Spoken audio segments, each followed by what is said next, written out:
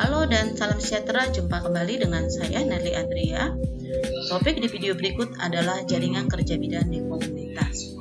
Seperti kita ketahui bahwa di komunitas terdapat beberapa tempat kerja bidan, baik secara individu maupun sebagai bagian dari sebuah institusi seperti puskesmas kecamatan, puskesmas pembantu, kemudian praktek mandiri bidan, polindes, posyandu, rumah pasien, dasawisma, dan lain-lain.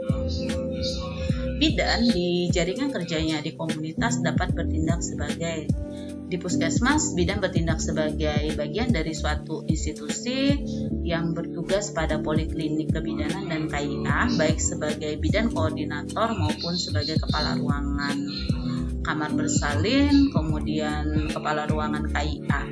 Bidan dalam menjalankan tugas dan fungsinya ini bertanggung jawab kepada pimpinan puskesmas. Di praktek mandiri bidan sebagai pengelola yang sekaligus sebagai penanggung jawab penuh atas semua pelayanan kebidanan yang dilakukan. Di polindes dan posyandu, bidan sebagai pembina dan penanggung jawab terlaksananya pelayanan kebidanan. Di rumah pasien, bidan sebagai pelaksana dan penanggung jawab keselamatan pasien.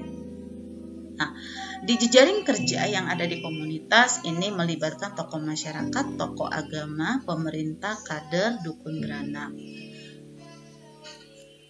Keberhasilan pelayanan kebidanan dalam jaringan kerja bidan di komunitas ini diperlukan kerjasama.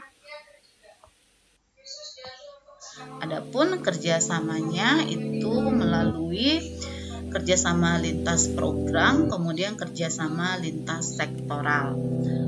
Kerjasama lintas program merupakan bentuk kerjasama yang dilaksanakan di dalam satu institusi terkait, misalnya melalui kegiatan imunisasi, kemudian kegiatan pemberian tablet FE, kegiatan pemberian tablet vitamin A, kegiatan pemberian PMT, dan sebagainya.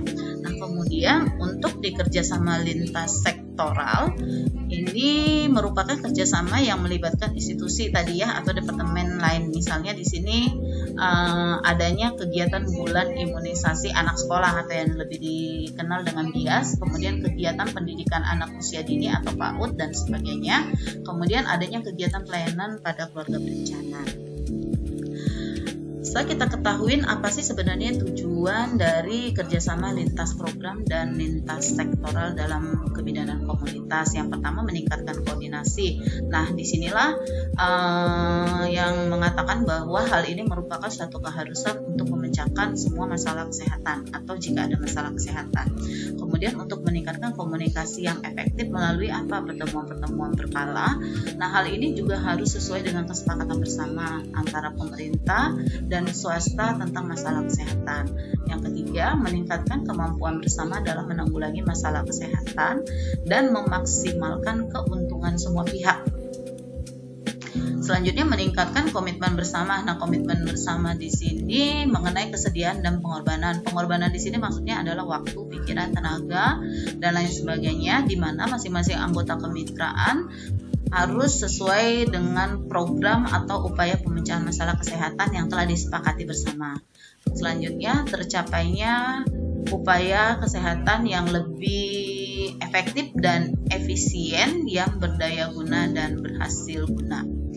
Bekerja di komunitas juga seorang bidan perlu melakukan pendekatan kerjasama, ya, baik itu kerjasama lintas program maupun kerjasama lintas sektoral.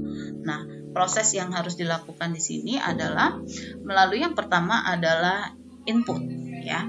Proses input di sini ini merupakan sebuah kerjasama dalam artiannya bahwa semua sumber daya yang memiliki atau semua sumber daya yang dimiliki oleh masing-masing unsur terkait harus mampu bekerja sama, terutama menyangkut sumber daya manusia dan sumber daya yang lain. Maksudnya di sini yang lain ada dana, kemudian sistem informasi, teknologi, dan sebagainya. Jumlah dan ditentukan jumlah dan banyaknya mitra yang terlibat. Kemudian yang kedua, diproses, bahwa proses dalam kerjasama pada hakikatnya adalah suatu kegiatan-kegiatan untuk membangun kerjasama tersebut. Kemudian output di sini adalah bahwa sudah ada terbentuk atau networking, kemudian forum dan sebagainya, di mana hal ini terdiri dari beberapa unsur yang tersusunnya program pelaksanaannya yang berupa kegiatan bersama dalam rangkaian memecahkan masalah kesehatan. Nah, selain itu juga harus tersusun ya, di sini harus ada uraian tugas dari masing-masing anggota. Nah, kemudian outcome. Outcome adalah dampak dari kerjasama. Ya, kita lihat terjadi peningkatan kesehatan atau tidak. Nah, oleh karena itu, outcome dapat dilihat dari indikator derajat kesehatan masyarakat yang sebenarnya merupakan akumulasi dari dampak-dampak upaya lain atau efek samping kemitraan. Nah, dengan demikian bisa dikatakan juga bahwa outcome adalah meningkatnya angka atau indikator kesehatan. Misalnya meningkatnya status gizi balita di desa tersebut, kemudian meningkatnya jumlah penduduk yang terakses air bersih, kemudian meningkatnya perilaku hidup bersih dan sehat. Nah, seperti itu. Baik, cukup sekian video berikut. Like jika video ini membantu, komen jika ada pertanyaan. Terima kasih.